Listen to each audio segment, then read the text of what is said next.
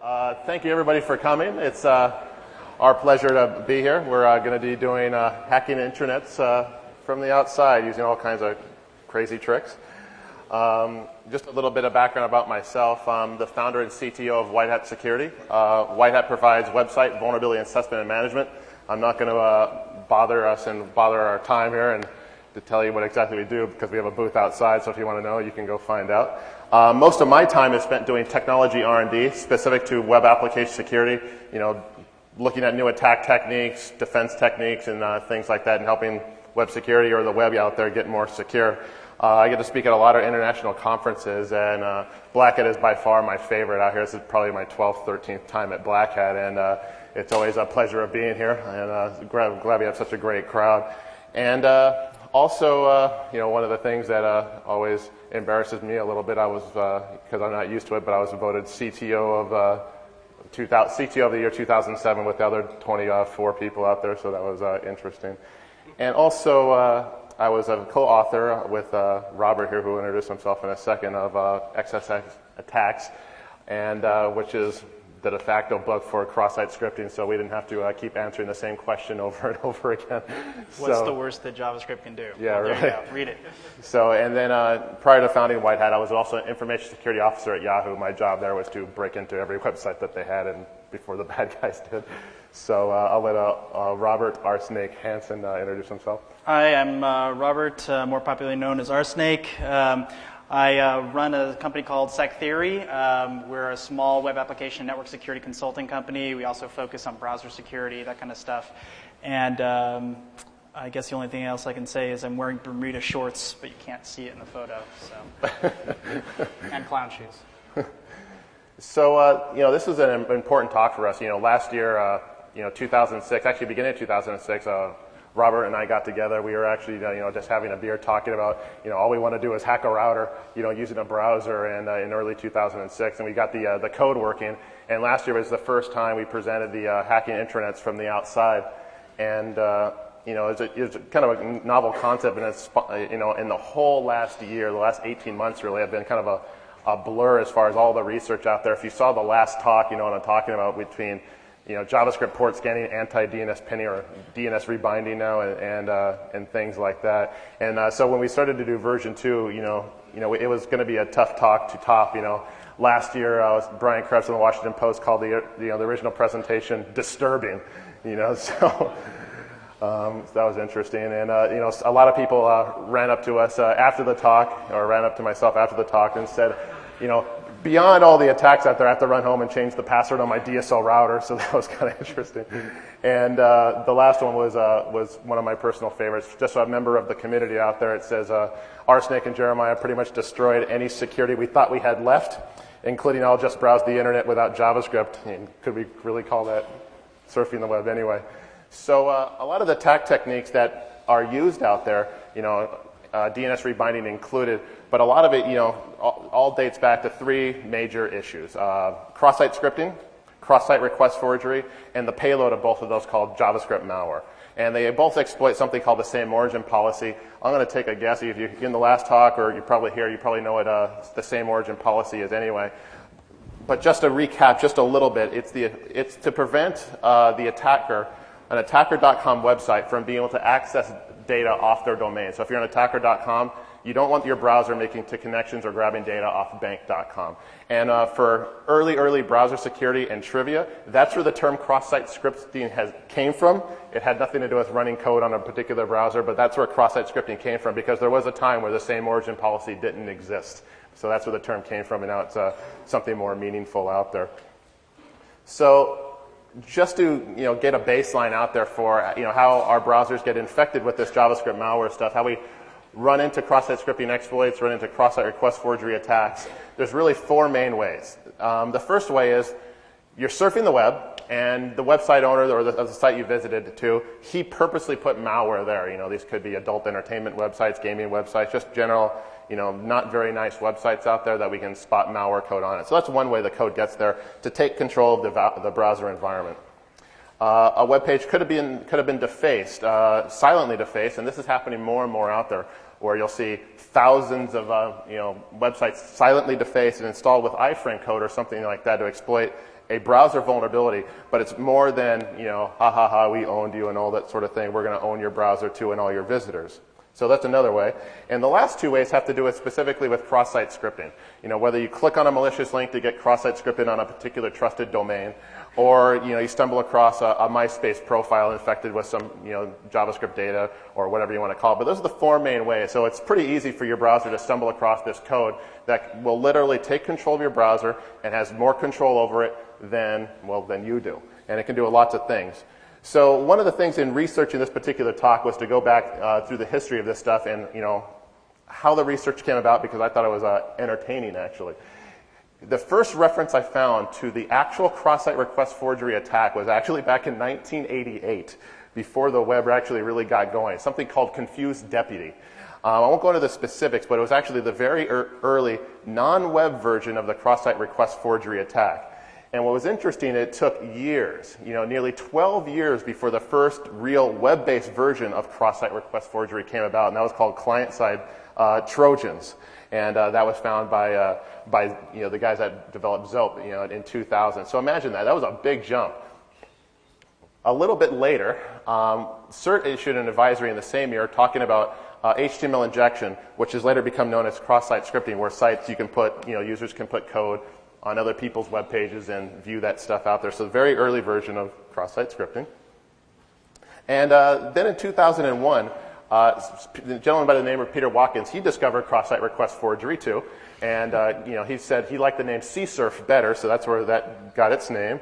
And then a little bit later, Thomas Schreiber discovered cross-site request forgery as well, but that you could hijack somebody's session a little bit with it. But he likes the term session writing better. So, okay, that was another name. And then another gentleman by the name of Jesse Burns from ISEC, he liked his acronym better, XSRF, so he wrote another paper about it. So now we got a big, mixed soup of requests. And then what was really interesting, at the end of 2005, the Sammy worm hit, and this was the very first major web worm that we're aware of that used both cross-site scripting and cross-site request forgery to exploit users. It actually infected over 1 million MySpace profiles in under 24 hours. And this was like a light bulb going off in the industry as far as what cross-site scripting and what cross-site request forgery could do, especially for the experts. The experts, we kind of had an idea, but we had no idea it could go that fast and that far. And by the way, that's an order of magnitude larger than the other virus propagation that we've seen. So let's how about some contrast, I think Blaster was like what? Yeah, 50,000. Yeah, in the low dozens of thousands. So what we like to say is, imagine Sammy has control over 1 million MySpace profiles. So let's say 1 million browsers all at the same time. He goes document.location equals and points them to any domain. It probably won't stay up for long. So. Then we had another version of cross-site scripting come up by Amit Klein, so we have more research being done, and this was an interesting one because the cross-site scripting payload doesn't necessarily have to be seen by the server, so it's really hard to spot, even harder to stop. Then we, back in 2005 timeframe, we started seeing cross-site scripting mixed with phishing to make the phishing website show up on the real website rather than a fake one. That was pretty interesting. And then, which brings us just back to last year when we first introduced the concept of intranet hacking, using this JavaScript malware stuff. And right about that same time, web browser security research or web browser hacking just literally took off. Exploit after exploit after exploit was found. I think we cataloged, over 70 new attack techniques in the same year, and we had a tough time making sense of it at all. So there was a ton of it out there. And then on your board, Robert here runs Slackers on the full, they have all the full disclosure stuff out there. And how many sites would you say were disclosed as having well over 1,000 and counting. And what types of sites were they? Banks, financial institutions of various sizes and shapes, AOLs, Yahoos, eBays, Googles, everybody. So right now, it's almost assumed that a site has cross-scripting on it. 80% of websites that we've found. And the rest we probably don't care about anyway. Or have no dynamic content on them anyway. So. Yeah. Then in 2007, MITRE put out their trends out there for the most prevalent vulnerabilities out there. And what was interesting is that cross-site request forgery showed up in like less than 0.1% of those that were reported. But every expert in the industry knew that the prevalence was way up there, but we just didn't know where they were. We couldn't really scan for it, didn't know how to check for it on a massive scale. So they thought it was important enough to call out in their statistics. It said, this one is underreported, keep an eye on it. And which brings us up to today, which the OWASP Top 10, they've recently introduced cross-site request forgery as part of I think number 5 on the latest. And again, this is without hard statistics out there. As far as cross-site scripting goes, we have pretty good stats. Cross-site request forgery, not so much, but we are pretty much assuming it's everywhere. So that kind of brings us up to what's next. What do we have to look forward to? And the way we're going to describe the lay of the land is using something called the 5 stages of web security grief, something I wrote about that people seem to resonate with. And it seems in web security, we keep going through this circular cycle between denial, anger, bargaining, depression, and acceptance, and we have to start over again every time we find a new hack or learn something. We have to go all the way through it. So in 2006, we thought we had the web security problem, we understood, and all of a sudden, we go, oh, intranet hacking, that's possible. And ask somebody prior to 2006, and they'd be in the state of denial, right? So it took us a whole year to make it through acceptance and right up to the last talk, if you saw it. So, right now we kind of have the notion out there. Most everybody in this room is probably past the denial part, but the common belief out there is I patch my browser, I have a firewall, and I use NAT. What exactly do I have to worry about on my intranet, right? So, and the other one is that what we play, one browser is better than another. We are equal opportunity browser hackers, and it doesn't really matter. So to keep with this thread as far as the couple of major hacks that are out there and how to do reconnaissance. So this is intranet hacking. So we're going to assume that we've captured the user in our JavaScript malware, and most of everybody is familiar with this particular color hack, where you can actually brute force to find a user's history. Most of us in the room, I would imagine, web bank online, and there's only so many web banks out there, so if you give me 200 guesses or something like that as far as the banks that you might bank at, I could probably guess it in 200 URLs. Which takes only a fraction of a second. Right, real quick. So we can go through every place you bank, shop, and everything else and create this massive list. And what happens is we have this big, gigantic list of links, and I'll show you the demo here in a second. It's just real quick. And you just check using JavaScript. You just check the link color of what's on screen, and if it's purple, the user's been there. If it's blue, they haven't, right? It's not that difficult. And there has been some solutions built around it, so I'm going to show you how that looks real quick. Just give me a second to pull up my browser.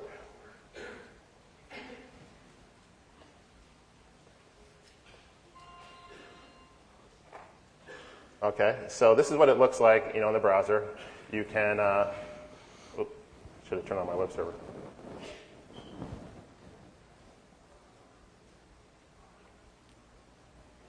And I'll hit reload on my browser. And you can see the, basically all the sites that my browser has been to, and or hasn't been to. And you can radio all this information quite easily out to the bad guys. So, history stealing is actually, quite easy. You can do 2,000 to 3,000 links in probably under a second before it becomes noticeable, and you can still stream them in there and do some interesting hacks out there. So that's one we know about. But this is intranet hacking. And, if we're surfing on our corporate enterprise, VPN'd in or not, you have intranet hosts like Mail, Intranet, HR, things named Exchange or Router and things like that. So if you want to search for history on those particular domain names on behalf of the user, you certainly can. And Robert here has a great resource out there for common intranet host names. You can kind of see it in the background there. The URL is tiny at the bottom, but all the slides are made available. But you can do great reconnaissance on this stuff. Especially if they don't use separate DNS for internal and external DNS, which almost everybody does, unless they're really security conscious. So how does the intranet hack get set up? So again, a lot of people are familiar with this model, but we'll explain it just in case. So this is normally you're the user here. You're the victim, if you want to classify yourself as a victim, and you're behind your corporate firewall, VPN, or whatever, and these are all the host names that you can see, but the outside world can't. Now, normally the bad guy out here, or anybody outside the zone, they can't connect into the zone at all, in a normal circumstances. However, what they can do is if you visit their website, any code that they're running on their web page, written in JavaScript, Flash, Java, ActiveX, or whatever it happens to be, will actually execute here in your web browser, and by extension be able to connect to these devices and do discovery and radio that information back out. It's actually quite simple once all the techniques were known about.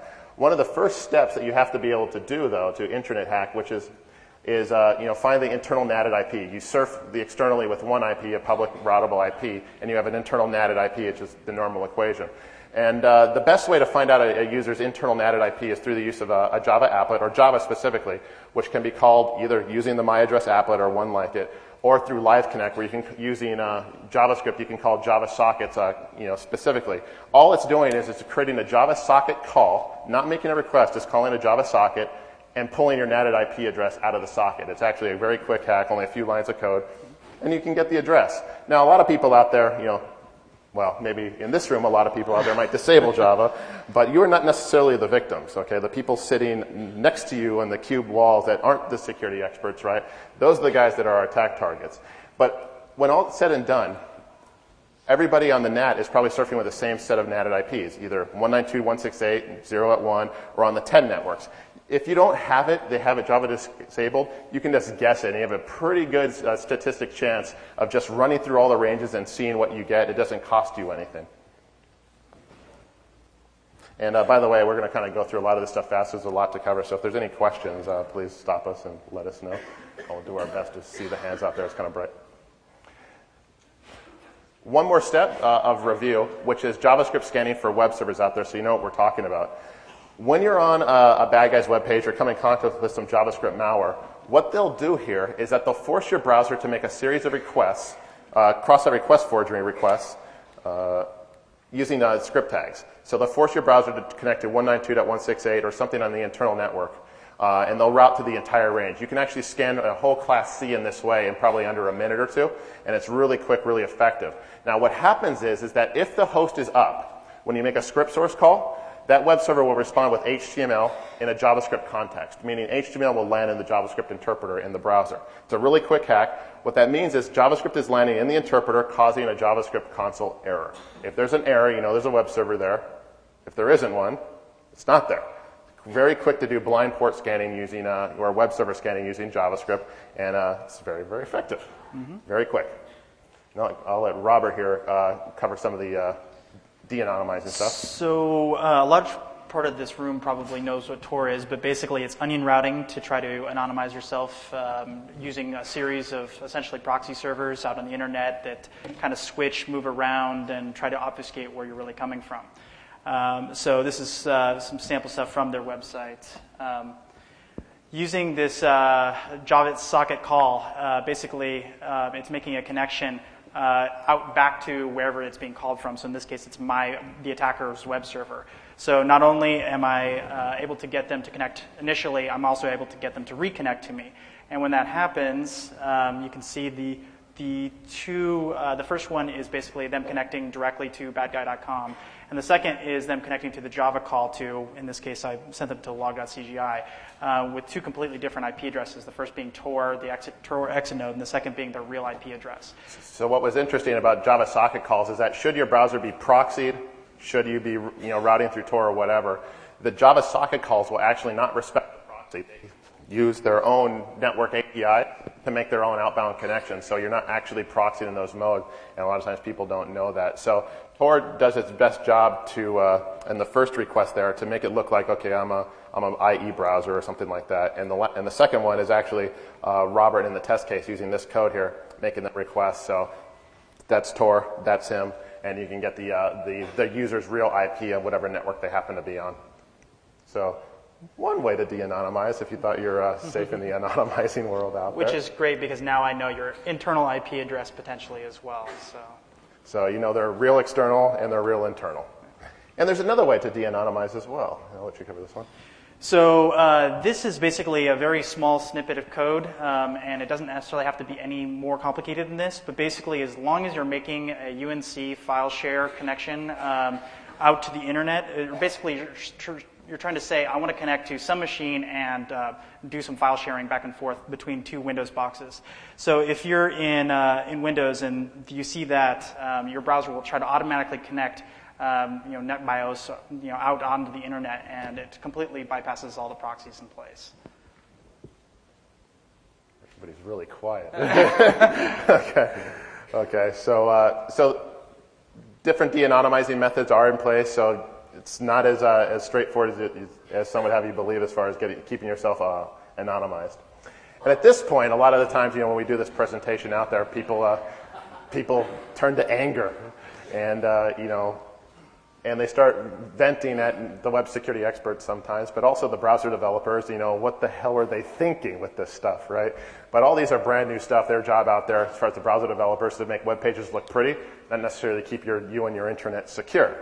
The things that we won't get to in this particular presentation, the different browser hacks that, because we simply don't have enough time to cover them, is that some new browser hacks are popping up that you can enumerate a user's Firefox extensions, the applications that are running on their system windows. Actually, why don't you give them there's a res colon and resource colon depending on which browser you're talking about that allow you to access and enumerate things that are on the local file system.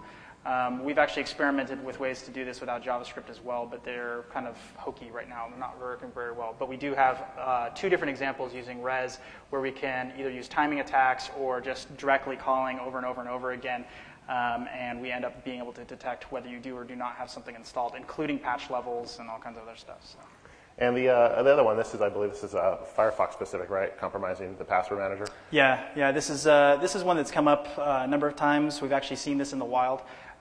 People actually either use XSS to get it onto web servers that are vulnerable to XSS and have passwords that you're actually interested in, or they use some other type of exploit. But basically, what they're trying to do is they put essentially the same form that you'd see that you put your username and password in, but Firefox, they fix this issue. But there's a lot of other password managers that just auto-fill that stuff, and when you see it's auto-filled, you automatically submit it off, and now you've got the username and password. And so we have lots of different attack techniques on the browser, and that's all besides the never-ending supply of buffer overflows, cache poisoning techniques, URL spoofing techniques, and everything else. And there's also, I like doing the JavaScript HTML hacking and things like that. I think Robert enjoys more of the rich internet application stuff, specifically the Flash stuff. And so these are going to dramatically change the landscape, with Flash, ActiveX, Silverlight, Java, QuickTime, Windows Media Player, Acrobat. There's so much attack surface out there for a browser. It's impossible to actually be an expert at any. It's hard. I think I got a pretty good handle on the JavaScript security stuff. This Flash stuff just confuses me to death. So, but it's there. And what's the statistics on the Flash stuff? Like, what's the penetration out there? It's high. It's in the 90s. So, I mean, all the tricks. The DNS rebinding tricks. A lot of the JavaScript tricks will apply directly to LiveScript. So. It's all there. So, we've been through denial, so we know the internet's open. We've gone through anger, right? And then we come to bargaining, right? How do we solve this problem? We have to surf the web out there.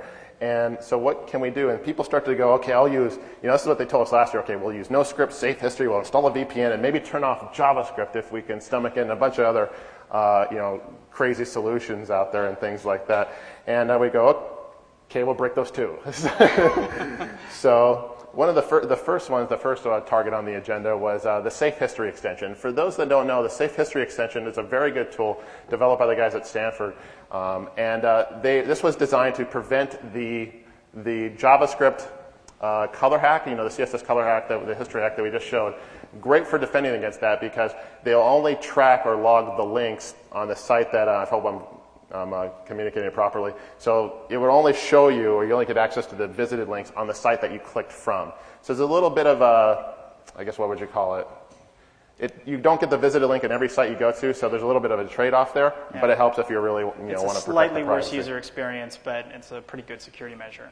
So one way to defeat this is actually quite interesting. Now, particular URLs out there on websites, we'll pick on Google because we can, is particular URLs like this Gmail URL here. They will have this URL here. If you're logged into Google or Gmail, you will get your email back, right, if you're logged in. So you get one set of HTML. And if you're not logged in, you'll get the login screen, okay? So two different sets of HTML depending on if you're logged in. Same URL. Now, there's a ton of websites out there that have these particular URLs. So what you do here in this case is once you've got your victim, you force them to make a script source call to that particular URL. And the bad guy do is done some reconnaissance ahead of time and looked at the interpreter of what the code will error on. So if the user's logged in and you script source it in, the JavaScript interpreter will actually error on line, let's say 8, and if they're not logged in, it will error on line 3. So you have a little Boolean test. So depending on what line number the user console errored on, you can actually tell not only where they've been, but if they're logged in, bypassing the safe history extension. So that was really easy. We set up like 5 test cases, like Gmail, Yahoo Mail, MSN, things like that. The only thing you have to worry about is that there might be more than 2 states. So just keep up and understand that understand what all the states are and put that in. So there might be more than just 2. But. And then we'll drop out of this one here. So then a lot of people said, okay, what about the NoScript extension? To prevent. What happens if we turn off JavaScript? Will that keep us safe? So I'm going to do that for you. And we're going to come back to the safe history one here, just in case, we have, actually, who in here turns off JavaScript or disables it? Raise your hands, please. Come on, I know there's more people than that. So probably 7 people, good. I think everybody's just worried about what we're going to display. This is a security group, right? So, all right. I don't think they were telling the truth. So what we're going to do here is you can't see it on the screen, but I'm going to disable JavaScript here. Little pop-down menu showing up on the other screen. Disable all JavaScript. And I'm going to hit reload. And your history is grabbed whether or not you have JavaScript disabled. And it will grab, everything is the same. The exact same effects are the same whether you have JavaScript turned on or not. So that doesn't help. And I'll show you how this works. And it's actually... Why we didn't think of it sooner? It's still beyond me. You want me to tell you? Okay. So, basically how this works is if you use a visited link, there's a CSS attribute that allows you to include something if it's been visited. In this case, you're including an image. The image is not really an image. It's a CGI script with some specific parameter, that parameter being the site that you visited. So it's slightly slower than the JavaScript version, only because you have to make many requests over and over and over again as you find more things that you've actually visited. But it's actually very, very fast. So, we're still talking about within seconds, you can enumerate thousands of links. I'll probably say a second, like for instance, we'll actually, I'll bring up live HTTP header so you can actually see it work. There we go. So live HTTP headers, JavaScript is disabled. I'll hit reload. We'll go into live HTTP headers here. We'll row to the top. You can actually see it work. Where are we here? Scroll down. Here. So right here, here's the first one. If you're logged into Mail, it just uses that background CSS style to fire as a query string off domain. And you got it, and they're all in there. So it's about as quick as it gets. It's unnoticeable to the user. Here's another one here. I've been to mail.yahoo.com and things like that. So you can notice like a bunch of requests fired off real quickly, and there it is. So if you want to hack Jeremiah, that's where you target.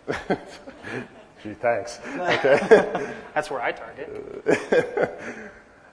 So, so we did the history stealing hack. So again, JavaScript won't help you there. And but what about this port scanning stuff? Can you port scan?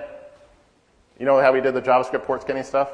Can we do it without JavaScript, right? So that was the big trick out there, And it turns out that we can.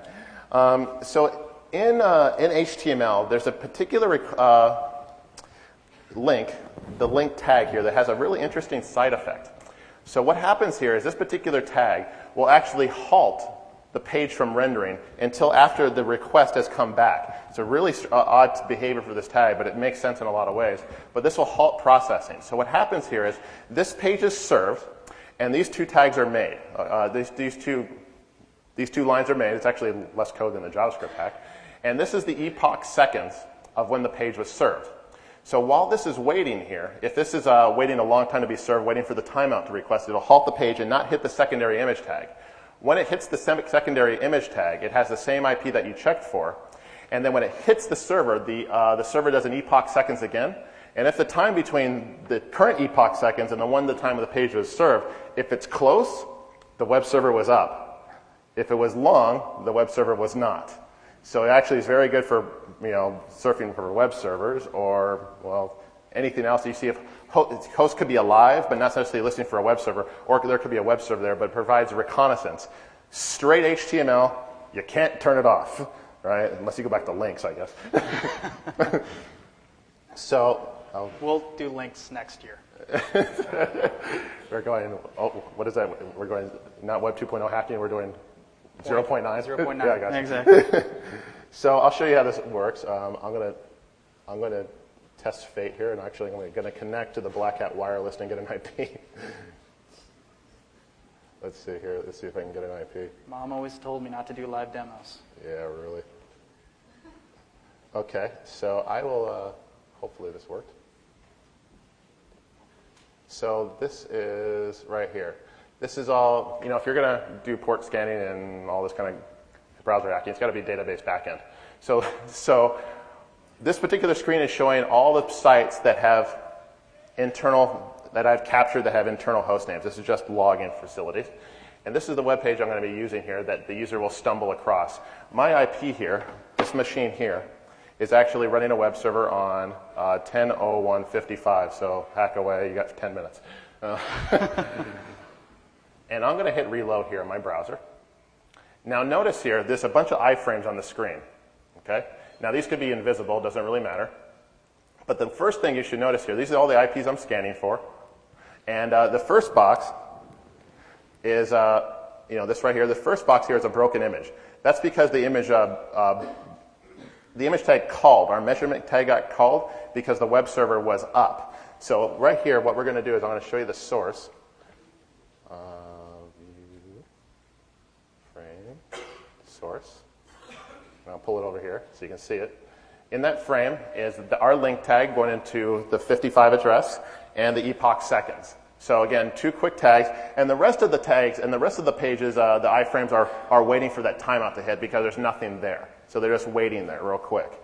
And at 75 seconds in, which is pretty standard, you can actually see in the status bar here it connecting to the addresses, and all of a sudden it'll stop, and that's when we'll go view the logs. So this is actually, one thing you might notice is it's a little slow, but there are ways. I'll show you a trick in a second on how to speed the process up. So right now, see the timeout hit. All the next requests went out. And we probably can see the requests go out down the bottom here, but it's going to be hard to dig out. But we're going to go here, hit reload. And so now you see what should be here in the external is the user's external IP address, the one that we would have captured if this was on the public internet, but right now we're just using localhost. Here's all the internal IPs we scanned for. 55 here, notice the delta was 1. It was 1 second off, between the time the page was served and the time the image request got called. The rest were in the 74, 75 second time frame, so those hosts are not up. They're not listening, they're not active, or there's no web server listening, but they're basically dead. So very quick, very easy, quick timing hack. And given that you're scanning the intranet, the timing attacks actually work quite well because there's no latency on the internal zones. Or very little latency, not like there would be on the public internet. Everybody got really concerned again. Okay. Talk about port restrictions. Yes, we'll talk about port restrictions. So actually, we don't have time to go through. Okay. So, sorry, we were going to do. We'll if we have time, we'll do some port restriction bypassing in Firefox.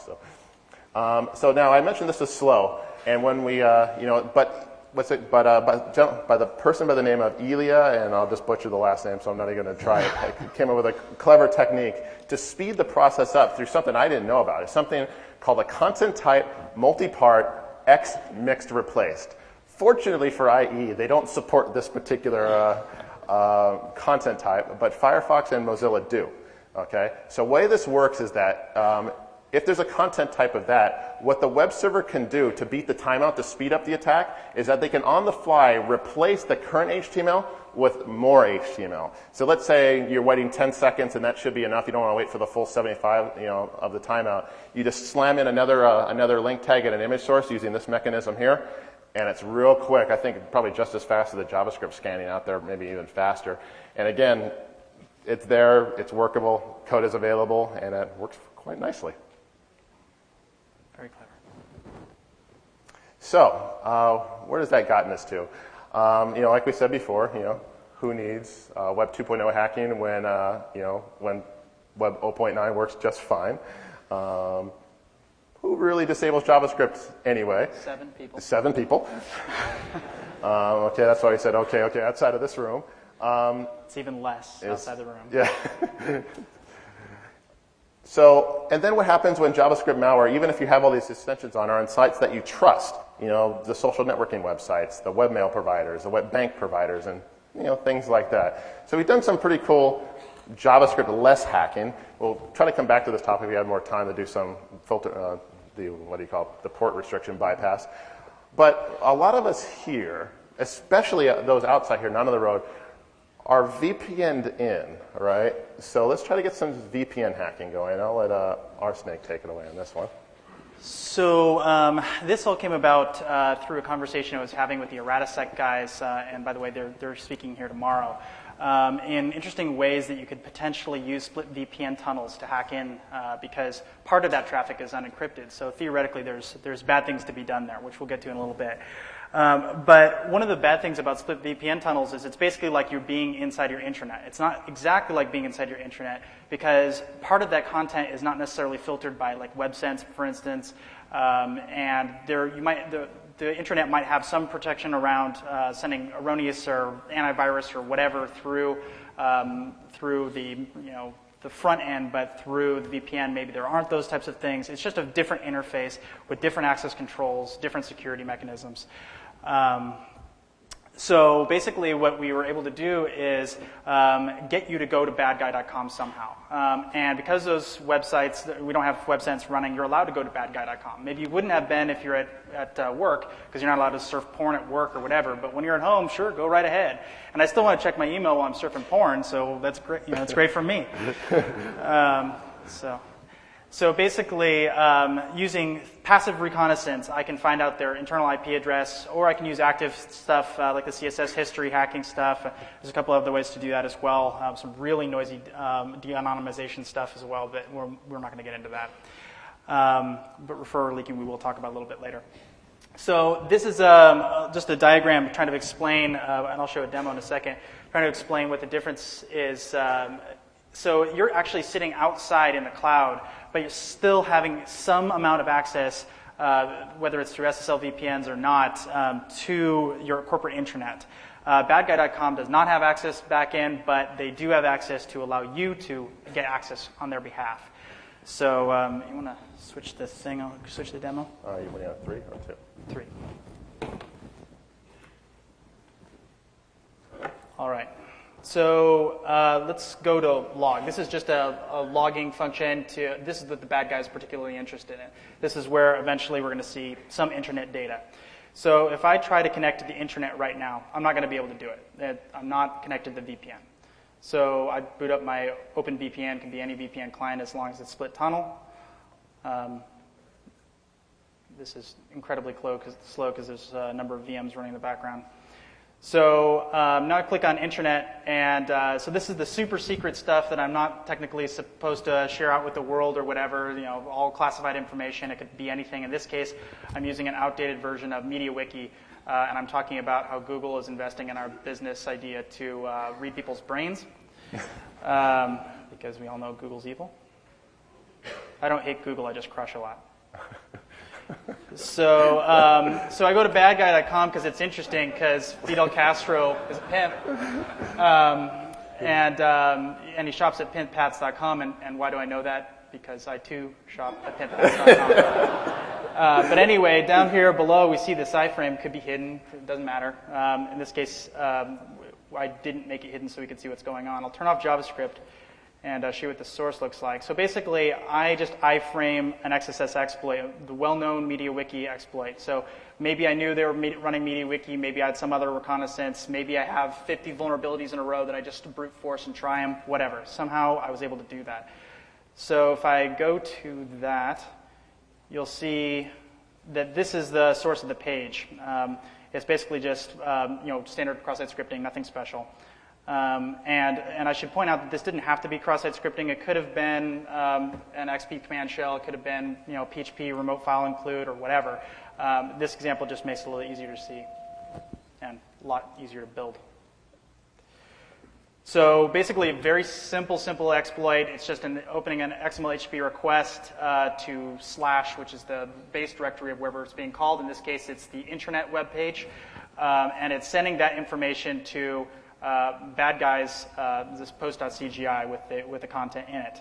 So now if I look back at log CGI, I get to see that Eric Schmidt's brain is pure evil. So you might want to go through that one time where right at the moment they get hacked, so they can see how quick it is. Yeah, so it's incredibly fast. I mean, if you're looking at this web page, let's turn on JavaScript again. It's that fast. So basically, it made several requests. It pulled in JavaScript. It ran JavaScript on the page. It made an XML page request to / whatever's in the base directory, pulled that information in, threw it in a post form, submitted it back to badguy.com, all within about a second. So you surf a page and VPN'd in, you hit the wrong page at the wrong time, and the internet is owned real quick, and it's gone. Yep. And any traces? Any tracks? The only thing it looks like is that you, a corporate user, tried to exploit your intranet.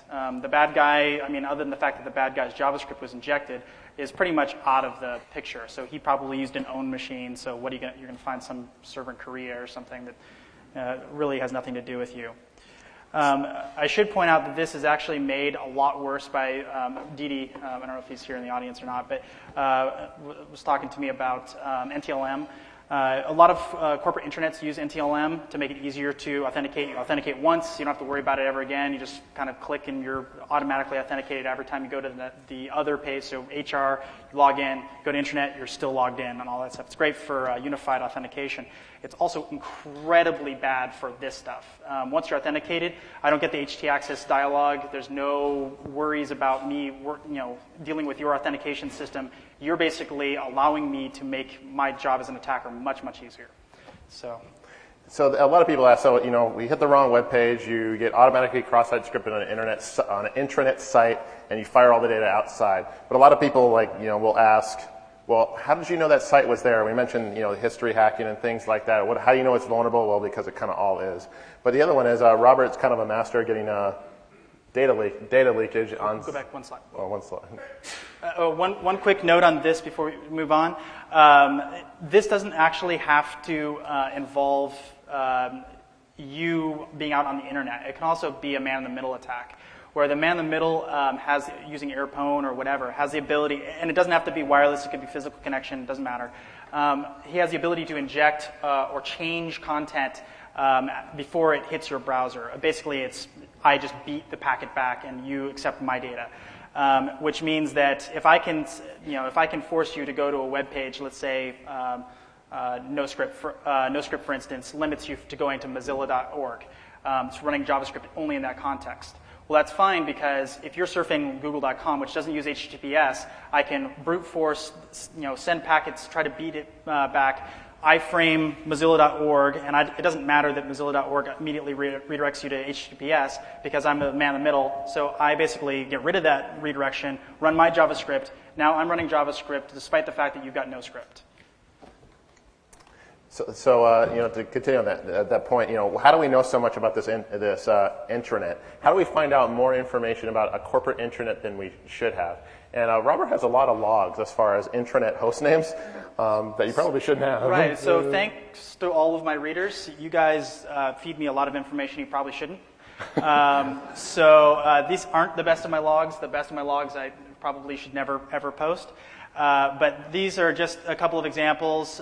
Corporate intranets, Reactor, corp.google.com, Standard Life, eFunds, HP, Boeing, CNET. You name the big company, I probably got it in my logs. Someone inadvertently clicked on some link from some internal application. I guess my site gets linked to a lot on internal websites on what not to do. That's not necessarily a good way to surf the internet. But point being is now I know a lot more about your intranet. I know your naming standards. I know if it's a really weird thing like Pokemon names or something, I just feed in a list into my Fierce and I start brute force enumerating through your DNS. And suddenly I got a lot more information about your intranet than I should have, including RFC 1918 address spaces, assuming that you're using a RFC 1918. So refer leakage is everywhere. You click it on the internet website and you leak the refer to whoever the bad guy happens to be. Yep. So and it doesn't actually. I didn't have to be badguy.com. I just have to have access to somebody's logs that you've linked to. So just because you're not doing this to my site, it's irrelevant. You could be doing it to some very good site, but I've hacked into them, and now I've got their logs too. So aren't a lot of people using all the JavaScript code that we put on the server, like the Stallone defacement stuff, yes. right? Yeah. I get a lot of people testing internet applications for cross-site scripting, and knowingly they are doing something that's trying to protect them, but in doing so, they're http://hackers.org, blah, blah, blah. And when that pulls in my JavaScript or my scriptlet or whatever, I get the refers. So I actually try to ignore that stuff because I want you guys to keep testing because it's important. But you guys send me a lot more data than you probably should.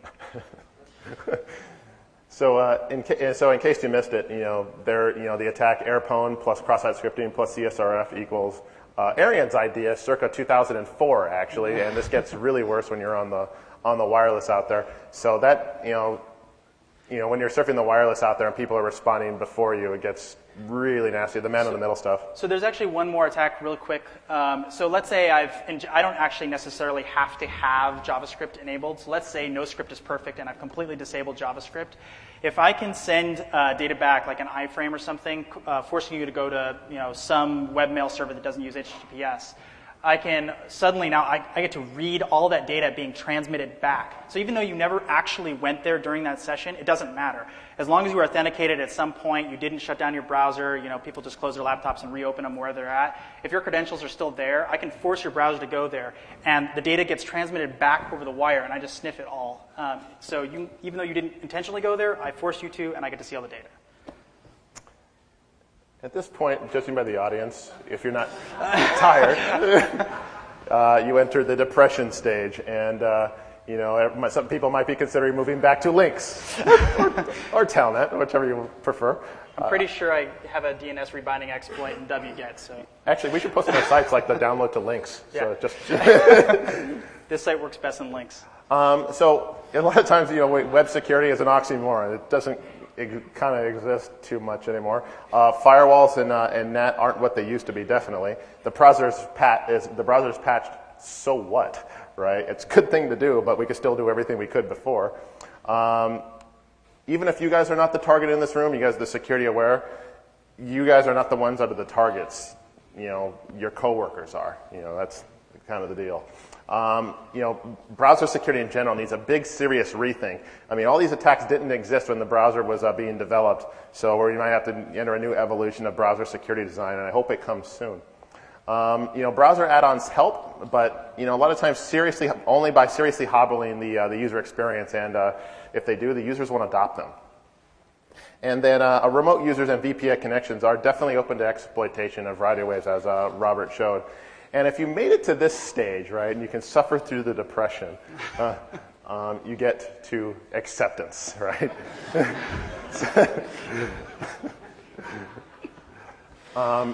The web is a hostile place. We've known that for a while. There's malware stuff all over the place. There's tons of research papers that, every third page has some kind of malware on it or whatever the statistics happen to be. And what's the browser security models out there? A lot of people have started using. Our colleagues actually have been telling me this. They're actually surfing with two web browsers. I actually surf with two web browsers. One for all my primary business-oriented stuff, which I don't surf anywhere else except the very trusted web pages, and I do everything else with the other browser.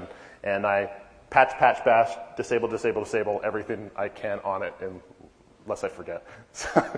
So you can stack up the security add-ons, but we've showed that a lot of those can be circumvented in a number of ways, depending on the configuration of the browser. There's some great tools out there that helps, better than nothing. Another good solution is to log out, clear cookies, or clear history periodically, or as often as you can stomach it, really. Logging out is definitely a good idea. And definitely, we shouldn't use laptops like firewalls and rely upon them to separate internets from, well, internets. Yeah. And I think Robert and I both agree on this one. We have the Browserster guys probably in the room here, so we have the bully pulpit here too. We get one wish. So if we have one wish, we would like public web pages should not be able to initiate requests to internal IPs. We cannot think of any valid use case where that is really necessary. Not necessary. It will cut out, well, probably everything that we've done here with probably what is like 2 lines of code. Yep. I mean, we can't think of a time where a public website needs to connect to an internal NATed IP address. It shouldn't be possible. I think it was mentioned before in the earlier talk doing the same thing with for DNS rebinding too. Now that also includes localhost, which would break a number of things though. That would break things like Google Desktop, for instance, which needs to connect to localhost. I'd even allow that one and take off, like, I don't need them attacking my DSL router. That's true. So Wait till we get to cups. now, That will be a problem later in this speech. so content restrictions. A lot of actually found out that not a lot of people know about this one, including the browser vendors, even though it's been around for the concept's been around for a while. So I should briefly talk about this one. So basically, let's say a browser trusts me because I'm a big website. Well, that's great, except big websites also happen to be where I put all of my personal information into, and they also happen to be incredibly dynamic places. They also happen to be fairly insecurely built. Lots of XSS, cross-site request forgeries, all kinds of stuff. So really what I want as a big website is to be able to tell the browsers, okay, you trust me? Well, trust me to tell you that I'm not trustworthy. Allow me to tell you to turn off extra features, ability to do ActiveX controls or whatever. Like, just don't do that. This site is not trustworthy.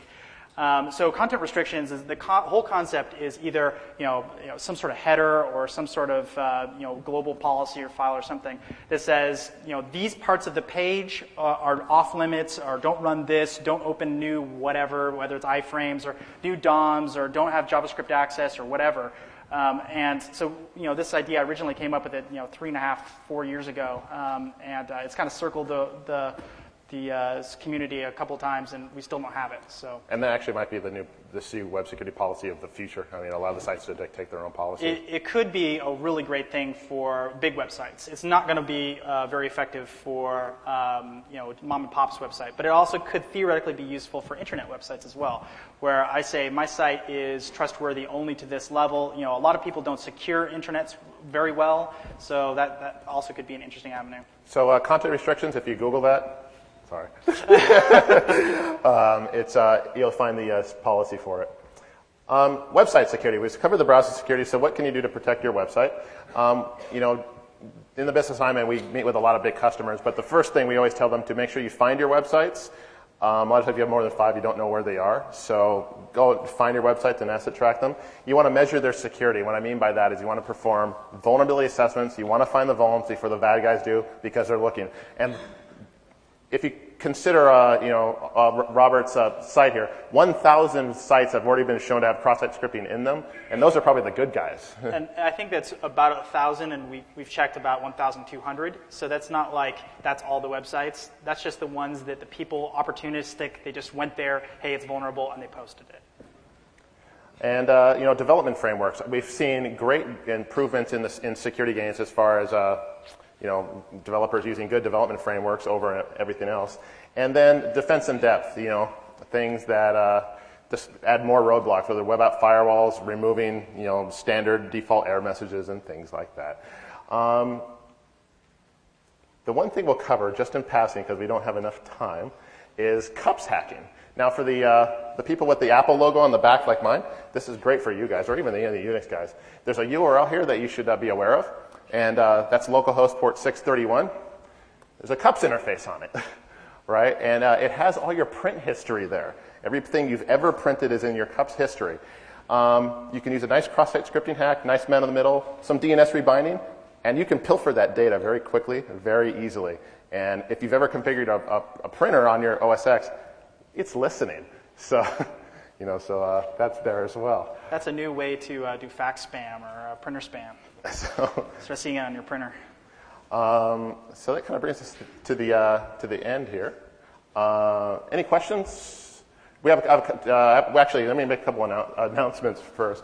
Actually, I think our publisher made us say we're having a book signing outside of the press room, so if you want to catch up with us there. There's also the WASC party, OS WASC party at 8 p.m. at Shadow, and there's CartCon that's being organized by this gentleman right here, raise your hand here, in the blue shirt there, at 10 p.m. tonight. Any questions, please? Questions, and the first 2 questions get a free book signed by Robert and myself. Yes. Thank you.